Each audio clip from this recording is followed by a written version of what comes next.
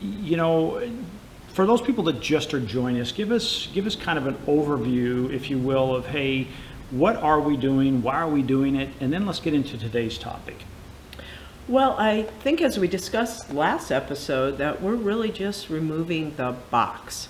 We're looking at everything that is before us to look at and talking about what's interesting to us and knowing that it will be interesting to somebody else out there. And how to, for me, the most important thing is how to apply these principles in your life. Because if you're not using them, then they really don't matter very much. They're interesting, they're nice, but it's really about that practical application. And I think that's what we do here. We talk about the practical application in our own lives and in the lives of our viewers. I love that. And, you know, a long time ago, I started saying, you know, spirituality is not just on Sunday. It's 7 days a week.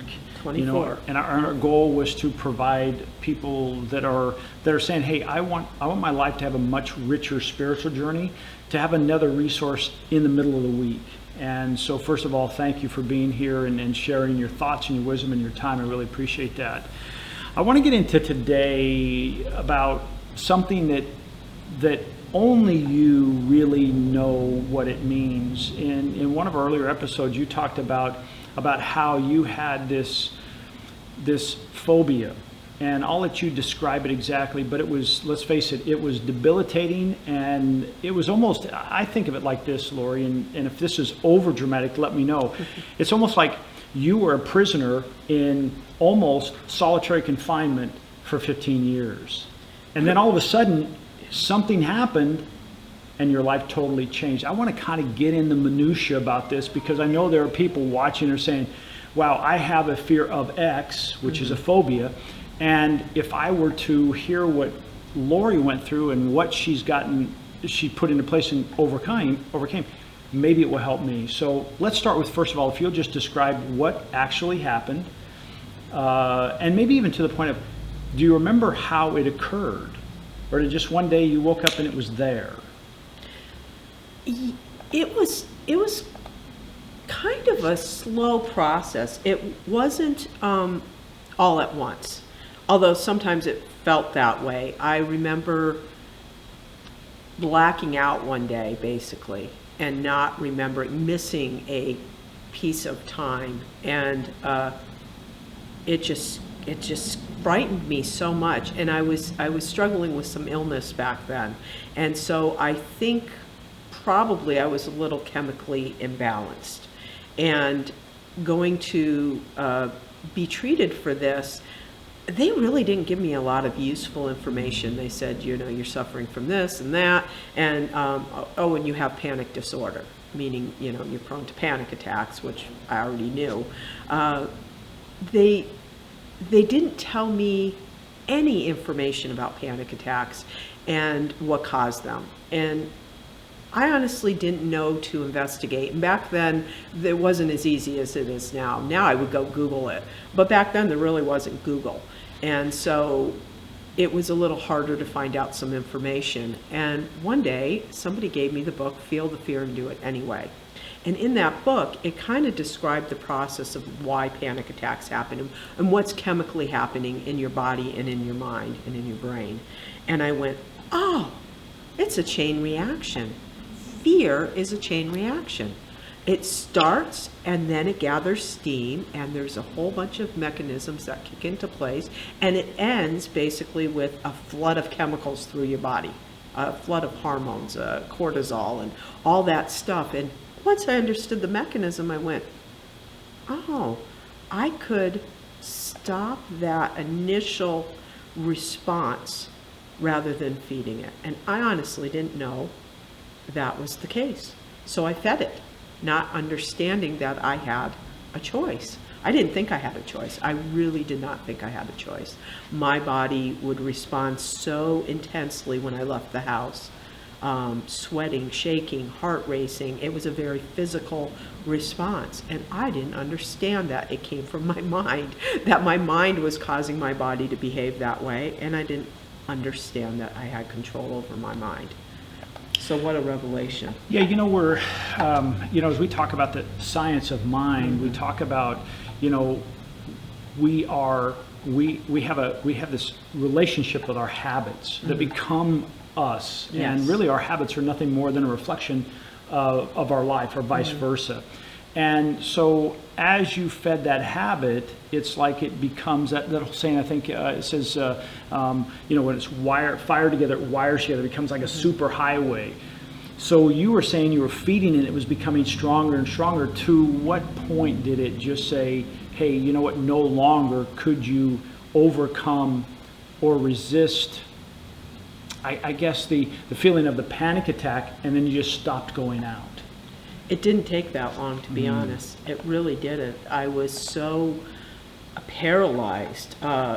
What happens when you have that kind of, and I think how agoraphobia out, is you have panic attacks. And let's say you go to the mall and you have a panic attack at the mall. Well, I'm not going to the mall anymore, because what happens is the next time you go to the mall, your body and your mind remembers that, and it goes, oh, this isn't a safe place, and it will trigger another one. So then, you go to this person's house and you have a panic attack, and then, well, I'm not going to go there anymore. And then before you know it, it's simply walking out of your house and maybe getting into the car. Driving was a big deal for me. I didn't drive for a very long time.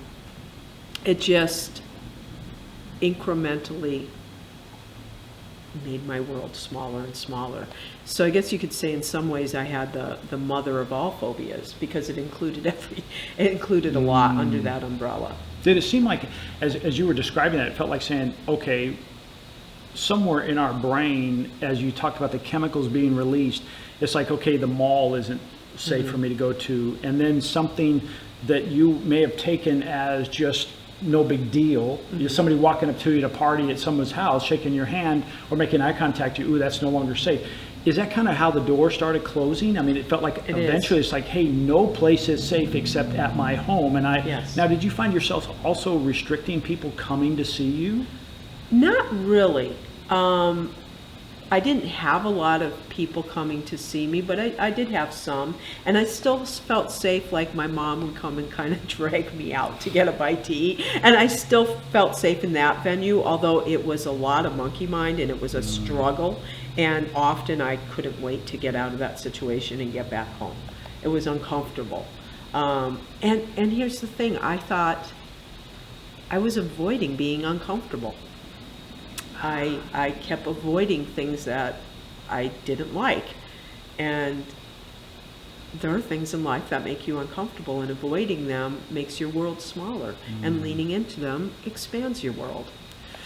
I remember watching and being part of a program, and it said, when most people will turn away from the storm, but the answer is when you turn your sail into the storm. And then it sounds like that's what you did. Tell us how you turned your ship into the storm, if you will, and you came out the other side. Give us kind of a step-by-step of, you understood there was a chemical thing going on in our brain, and you actually had you were being controlled by it, but then you said, wait a second, let me get a hold of the rudder and I can control that, right? Well, yeah, the key was seeing, oh my God, I'm being controlled by this, and who's doing the controlling? I mean, it seems like a simple question, but who's doing the controlling? It was me. It was never outside. All my power out there. I had no clue that I could control my thoughts. My thoughts were happening to me, and I was a victim. To put it bluntly, I was a victim. Something had conspired against me, whether it was my body or my mind or something out there, and I just went, I can't control this, I'm a victim. And then when you feel that you can't control the situation, wow, that really deepens the situation. Because if it's out there, you're in trouble. The second I realized, oh, my mind, it's what I'm thinking causing this to happen in my body, well, that changed everything. I mean, now I was empowered. Was there a bridge there, Lori, where you said, wait a second, I'm no longer the results of my thoughts, because I am the thinker of my thoughts. Yes. And so if you change that process, you got a different result. Is that kind of what happened? Yes, that is definitely what happened. So it was twofold. It was education, understanding the mechanisms that caused the fear and the phobia, and how I was growing it. I was feeding it. And understanding I had the power not to feed it. Now, maybe I was still going to have that moment, right, where my heart began and the thoughts were there, and I needed to step back and say, I can go down this path, and I know what's down there, and I don't like it. Or, let me back up, let me breathe, and let me go down this path and see if I can't shift. Now, by that point, because it had been so many years, I had dug that little trench in my brain, right? I had fed it for so long that it took some effort of continually shifting from this to this. And then this would come, and then I'd shift back here, and then this would come, and I'd shift back here. Until one day, I had done enough work where I could say, I am done now. That's I think, the most powerful statement I ever made in my life back then. I'm done now. I'm done now. I'm done with this relationship. I'm done with this life. I'm done with this thought. I'm done with this experience. I am done. And in that moment, just cut that off. No, and I meant it. See, that's the thing. A lot of times you could say, I'm done now, and maybe not mean it. I meant it. There was no option to live like that anymore. I was done, and I meant it. And that was key. So with this, and again, kind of given that step by step, so you recognize that this closing in was not good, and then you discovered that wait a second, there was a chemical issue going on there, and then realizing, wait a second, you control your thoughts because your thoughts were controlling you. I sometimes will say, again, forgive me, I'm from West Texas, the dog was no longer wagging the tail was wagging the dog. That is such a good way to say it. The tail was wagging me, absolutely. And you I took was at control. the effect. Yeah. I was at the effect. Yeah. And the whole time I was the cause, but I didn't know that. Do you think, and again, I know this is only speculation now, because now you see it from such a different lens, right? Yes. That people go through their day, not necessarily a phobia, but they go through their day and they think their life is being controlled by something out there, and they're letting the tail wag the dog when they have the control, right? That's a wonderful point. And what just popped into my head was that old story about the first picture show when the Cowboys came and they started shooting the screen. I think that is hysterical. I mean, you can't even imagine that now, but they thought it was real. They thought what they were seeing projected out there was real, and they panicked and they pulled out their guns, and and I don't know if that's an old tale or if it actually happened, but I believe it actually happened. And don't we kind of do that in a small way? We think that what's being projected out there is cause to our experience. It's not. It's a reflection. It's a projection. It's all generated internally. That's why two people can be in the exact same situation, and one responds a certain way and the other one responds a completely different way, and they're in the same exact situation. Why is that? What else could explain that? It's not the situation. It's your internal dialogue about the situation. Yeah. What conversation are you having? Yeah, we have that foundation, if we will. Thoughts become form. And sometimes I know when I was new to the teachings, thought becomes form. It's like, okay, that's it. And that's kind of what you're going through. Your thoughts became form. In other words, it closed your world in. Yes. But I think there's this introduction to that of saying, and you and I and anyone watching actually control the thoughts that go in to create that form. Yes. Right? And our beliefs underneath our thoughts. That's what creates your thoughts. You got to look at what do you believe, because all your thoughts come out of your beliefs. So you can easily look at a thought and say, well, what must I believe in order for this to be true in my life? What is the thought behind it? What is the assumption or the conclusion I'm making in my own life that is then generating the thoughts? Well, Lori, obviously now you're on the other side of this. And, tell us what your life is like now as compared to then. Obviously, it filled a little bit more joy, yes? Yeah, it's It's almost indescribable to me. I mean, I'm just realizing on Sundays they put a slide up on sometimes that says, your story can inform somebody else's life, can help somebody. And so I haven't really told this story or shared it a lot since I've lived out here about overcoming agoraphobia and just how far my life has come and has changed. And I wake up now and I just am almost disbelief, except I don't disbelieve because I created this life and I created it step by step with every thought, unearthing every belief, looking at every assumption I have about life. It has been work, and I have put the time in, and the results have been, it's incomparable, my life, what it was, and to what it is now. I had a string of just relationships. I mean, different guys, different pair of pants, same guy. I went through that for a long time. And then one day I said, you know what? I need to love myself. I need to be the person I want to attract. I'm going to work on me. And if I never attract a relationship again, I'm okay with that. I let it all go. And I did the work, and I met my Prince Charming. I mean, I met my husband of 13 years next week. He is the most amazing man. I could have never imagined such an amazing relationship 20 years ago. It was a string of, as I said, really tough. A lot of learning. All good. I learned a lot, but I'm so much happier where I am now. And everything I do, there's just a joy that is the base of my life.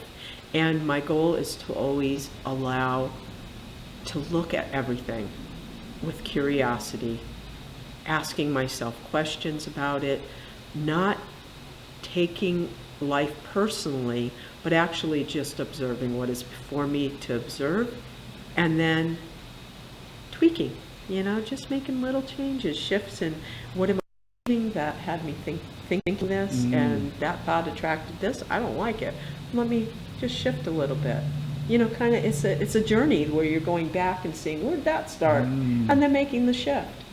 And there's a lot of things we believe that aren't true. Yeah. I mean, we hate to think that, don't we? Yes. We like to think everything we believe is the absolute truth because I believe it, it must be true. Yeah. It's not. There's so much we believe that is not based in any sort of reality, but it's just something that at some point our mind landed on. And if you don't question, you'll never know if it's true. So let me ask you a question, and just to kind of put a ribbon on this.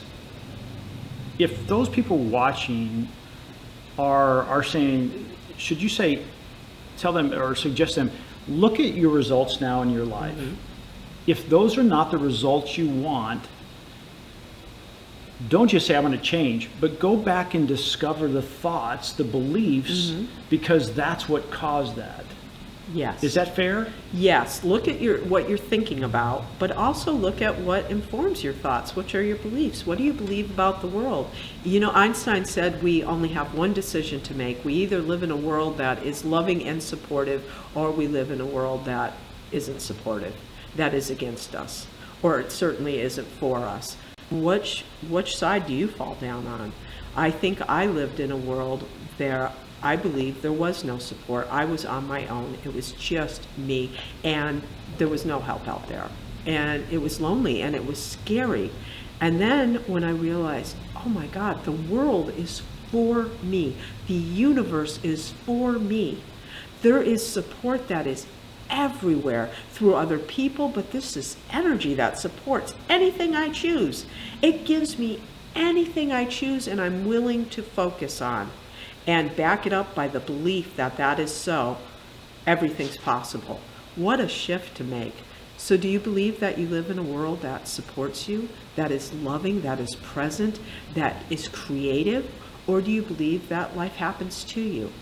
Because that's the first fundamental belief to look at. Which one of those is true for you in this moment? And then know you have a choice.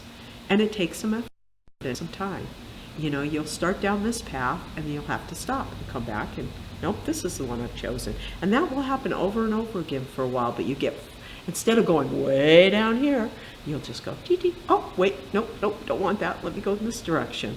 It takes practice. It takes diligence, because you are literally rewiring your brain.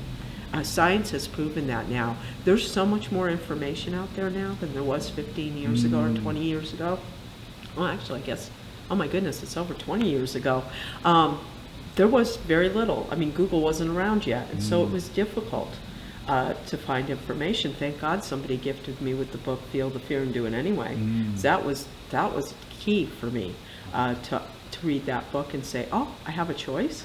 I thought feel the fear meant run inside and hide. Yeah. I don't want to feel fear. Why would I want to feel fear? True. Yeah. A couple weeks ago, my first talk here, I was backstage and I was like, oh no. But I knew that within me, I could choose to focus on being a contribution.